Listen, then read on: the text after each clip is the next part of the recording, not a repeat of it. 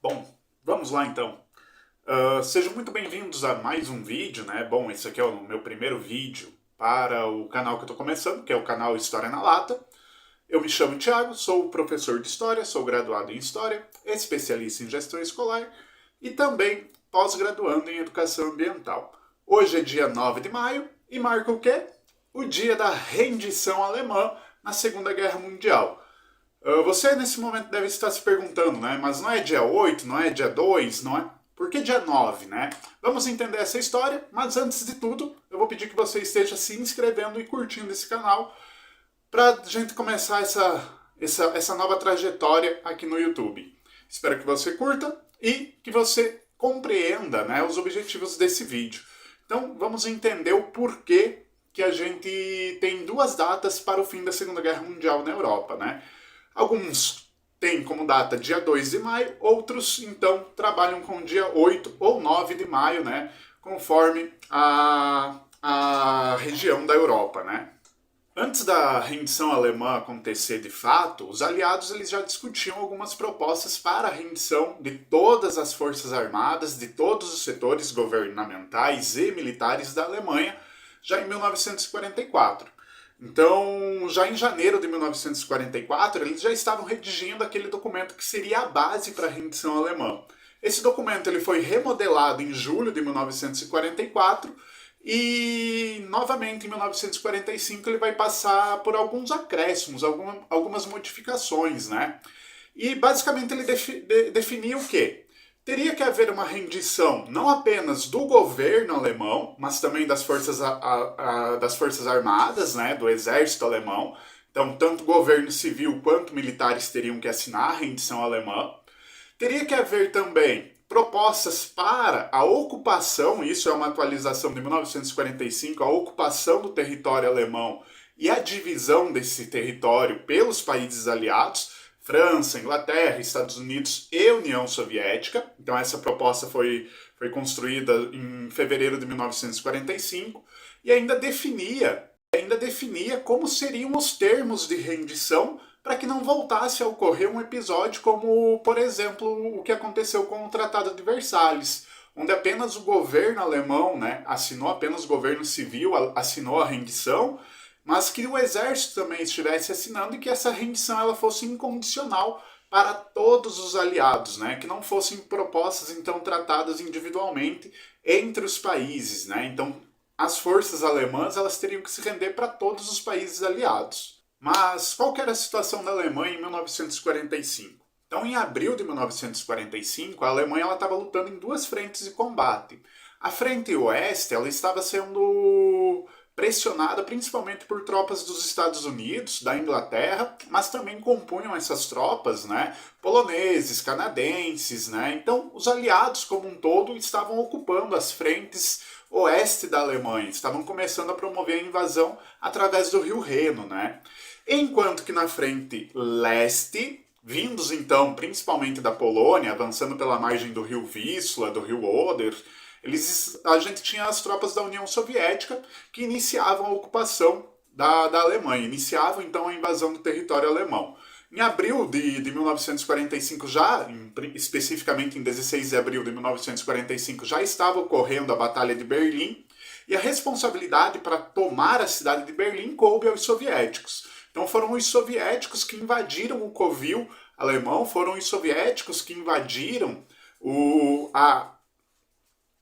antro, né, do regime fascista, né? Eu não vou falar o termo para não ser banido, obviamente. Então coube aos soviéticos a invasão de Berlim. Coube aos soviéticos invadir e tomar o covil da besta fascista, né? Então quem libertou, quem invadiu Berlim e quem deu fim às tropas alemãs, né, na cidade de Berlim, foram os soviéticos, os responsáveis pela invasão de Berlim. Então nós temos um conflito acontecendo agora dentro do território alemão e a ferocidade desses conflitos eles vão ser enormes, porque os alemães estavam defendendo seu território. Além de toda a ideologia por trás disso também, né? Cabe lembrar que na defesa de Berlim estavam apenas responsáveis apenas pela defesa idosos, né, que não tinham mais idade para o serviço militar, alguns fanáticos, inclusive fanáticos franceses da divisão Carlos Magno, né, da divisão SS Carlos Magno, e também crianças da juventude hitlerista, crianças ali com idades variadas entre 9 a 16 anos. Então o soldado mesmo alemão ele já estava escasso, já estava exaurido, né? As tropas alemãs já estavam exauridas em 45. Então, para a rendição acontecer, era questão de tempo mesmo para que os exércitos alemães se rendessem. Inclusive, isso acontece no norte da Itália, com uma divisão inteira se rendendo para as forças brasileiras. Então, já em abril de 1945, estava perto a rendição alemã. E coube aos soviéticos invadir a capital Berlim e tomar o parlamento. Bom, o combate pela capital alemã, né, o combate pela Berlim ocupada pelos soviéticos, ele se dá de rua a rua, né, casa a casa, cômodo a cômodo. Então é um combate feroz e os soviéticos eles não poupam esforços. Eles invadem a capital alemã com artilharia, eles invadem a capital alemã com blindados, com várias seções de metralhadoras e somando todas as campanhas de bombardeio contra a capital alemã, deixa então Berlim em uma cidade em ruínas, né? Uma cidade completamente destruída, seja pelas campanhas de bombardeio aliadas, seja pela invasão soviética também. Então os prédios acabam ficando muito destruídos. E já no dia 30 de abril, as tropas soviéticas elas estavam muito próximas do parlamento alemão, quando Stalin em si ordena ao Marechal Zhukov que tome Berlim, né, que tome o parlamento alemão antes de 1º de maio. Por que tomar antes de 1º de maio? 1º de maio para a União Soviética e também para todos os trabalhadores do mundo é um dia festivo, é o dia do trabalhador, né? Não é um dia do trabalho, é o dia do trabalhador. Então seria de uma forma simbólica ocupar e derrotar as forças nazistas até 1º de maio. Então ele ordena que a todo custo as tropas soviéticas invadam o parlamento alemão, invadam o Reichstag e ocupem antes de 1º de maio. Então a gente vai ter, durante a noite e a madrugada de 30 de abril, combates dentro do parlamento alemão, sala a sala, né? Com várias sessões de metralhadora, com os alemães defendendo-se com várias sessões de metralhadora, e repelindo a invasão soviética. Porém, é ineficaz a defesa alemã frente ao avanço soviético. Mas a gente vai ter, na manhã de 1º de maio, o hasteamento, né, o segundo hasteamento da bandeira soviética sobre o parlamento alemão. É o que rende as várias imagens, vídeos, fotografias que a gente conhece, né, é o segundo hasteamento, não foi o primeiro. Mas a gente tem, então, a ocupação do parlamento alemão, né, e o início das tratativas, né, do governo alemão para a rendição já no dia 2 de maio. Né? Então, 1º de maio é invadido o parlamento alemão e a gente tem, então, o hasteamento da bandeira soviética, né, da bandeira da União Soviética sobre o parlamento alemão. Sem condições, então, de continuar a luta, continuar resistindo na defesa de Berlim, o general responsável pela defesa de Berlim, pela defesa da cidade de Berlim, acaba então se rendendo no dia 2 de maio para as forças soviéticas.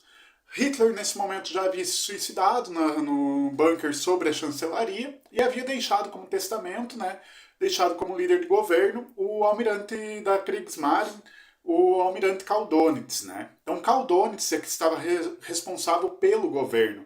E dentro desse processo, ele, como responsável pelo Estado alemão, ele busca ganhar tempo frente à rendição incondicional, frente à rendição para todas as forças aliadas. Né? Então ele busca ganhar tempo, buscando enrolar, buscando fazer pequenas rendições isoladas, né, de pequenos bolsões de soldados isolados, para que o maior número de alemães pudessem cruzar a fronteira e se render para os soldados americanos. Né? Então muitos alemães ainda estavam fugindo do avanço soviético. E ele busca ganhar tempo, então, justamente para dar mais tempo para esses alemães se renderem às tropas americanas. No dia 8 de maio, então, com essa proposta de Stalin de estar assinando uma nova rendição que fosse feita em Berlim, a gente vai ter a ocupação do prédio de engenharia da Alemanha nos subúrbios de Berlim. E no dia 8 de maio, diferente da assinatura ocorrida frente ao chefe supremo dos aliados, né, no dia 8 de maio, lá pelas 22 horas, né, a gente tem então representantes de todos os países aliados, né, Inglaterra, França, União Soviética, Estados Unidos, e a chegada, obviamente, da delegação alemã para assinar o novo termo de rendição, dessa vez acontecendo em Berlim, dessa vez acontecendo nos subúrbios de Berlim, conforme determinava, né, a ordem do Stalin. Então, como a rendição ela acontece tarde da noite, devido à questão do fuso horário, já era madrugada de 9 de abril de 1945. Por isso que a União Soviética comemorou durante anos, até o fim da União Soviética, o Dia da Vitória na Europa como sendo o dia 9 de maio de 1945. Hoje a Rússia também está comemorando, né, o Dia da Vitória na Europa, vários países comemoraram, então por isso que a gente tem essa contradição em datas, né? Lembrando que a data em si, ela é uma data muito marcante porque encerra aquele que foi o maior conflito, né, da humanidade na Europa, né? Então encerra a fase da Segunda Guerra Mundial no continente europeu. O teatro de operações da Europa agora vai passar por um processo de pacificação. Ainda existiam alguns grupos resistindo, né, em toda a Alemanha, em todo o território ocupado, mas a grande maioria das tropas começam a se render na primeira semana de maio. Então, entre 8 e 9 de maio de 1945, a gente tem então a assinatura incondicional da rendição alemã frente às tropas aliadas, aí assinado dessa vez, no dia 8 de maio, na cidade de Berlim, conforme a determinação de Stalin. Por isso que a gente tem essas várias datas aí para a gente estar rememorando, né, e compreendendo por que os países comemoram em momentos diferentes, né? Então seria isso. Espero que vocês tenham gostado do vídeo. E até a próxima. Não se esqueça de se inscrever e deixar aquele comentário. Até mais.